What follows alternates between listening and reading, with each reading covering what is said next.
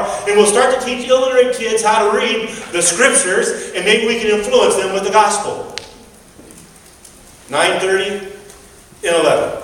They didn't find those texts in the Bible about starting at 9:30 and 11. They looked, but they weren't there. Now, I am not here to suggest that this is the best way or the only way to solve an issue. I'm just going to tell you how one church tried to understand what does it mean to engage in community, to build relationship in a healthy way. And you may not agree, and that's okay. But this is how they chose to try to do it. They wrote back to the city. And they said, we will do it on one condition. Actually, a couple conditions. Number one, you will allow us to have a float in the parade. And number two, you will not charge us. Since we're going to let you have our parking lot, you won't charge us to have the float in the parade. And the city said, you bet. So Thursday afternoon and Friday, the church got together and put together this big float. And they put on the back of it, because as many of you know, what can happen, how warm can it be on the 4th of July around these parts? Get pretty hot. So what they did is they ordered a bunch of bottles of water that said, may you be refreshed by the water of life, your friends, and they put the name of their church on those bottles. And they walked behind their float Sabbath morning from 9 until 12, handing out bottles of water to all the people along the parade route. And then they had church that afternoon at 3 o'clock. Now again, I'm not saying that you may or may not agree with it. That's how they chose to answer the question, how do we engage in practical ways in the marketplace? How do we engage people to let them know that we as a body of believers can really care about who they are? Do you realize they got more publicity from that one event than anything they had done in the previous 80 years? More people found out about Seventh-day Adventists that day than they had in the previous 80 years. And people started asking questions. So my challenge to us, the body of believers, what is our identity? The best way to bring someone to Jesus is because you've already built a relationship with them. More people join the church through relationship than they do through meetings. The meetings are important because that can encapsulize what the relationship is building.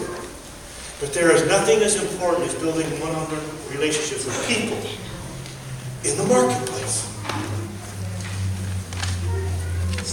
So my question and my challenge to the saints of the Virginia Beach Seventh-day Adventist Church. Do you know your identity in the community around you, in the marketplace? Place yourself in the furrow of their need. Find out what the community needs. And through the grace of Jesus Christ, be that answer to them. Know the needs of your neighbors. And be a servant in every neighborhood. And I know, beyond the shadow of a doubt, that as we continue to engage, people will take note. So thank you to the faithfulness of the saints of the Virginia Beach Seventh-day Adventist Church. Amen.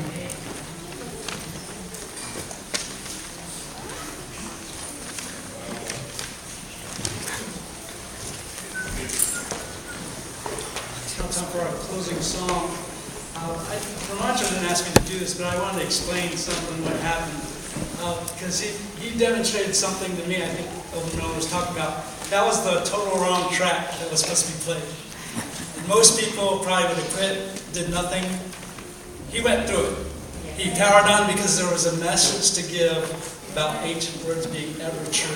That's right. And to follow God wherever He leads. So won't you turn with us to 508, Anywhere with Jesus, as we sing together our closing song number 508, Anywhere with Jesus.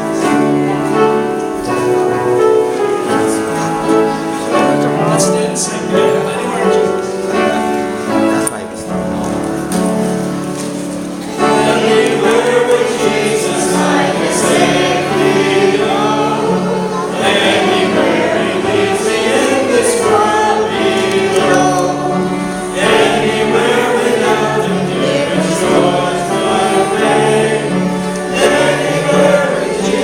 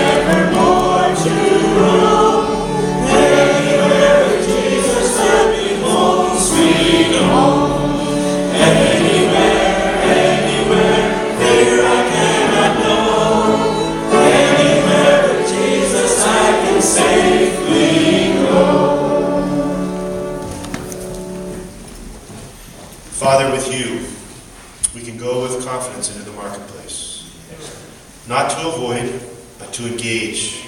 Because where light goes, darkness is always cast out. And so, Father, give each one of us the faith, the courage, and the privilege of serving you in the marketplace. Bless these your people. May they be guided by your hand of righteousness. And may this community be filled with the knowledge of your love, because we are your disciples. In your holy name. Amen. Amen. Amen.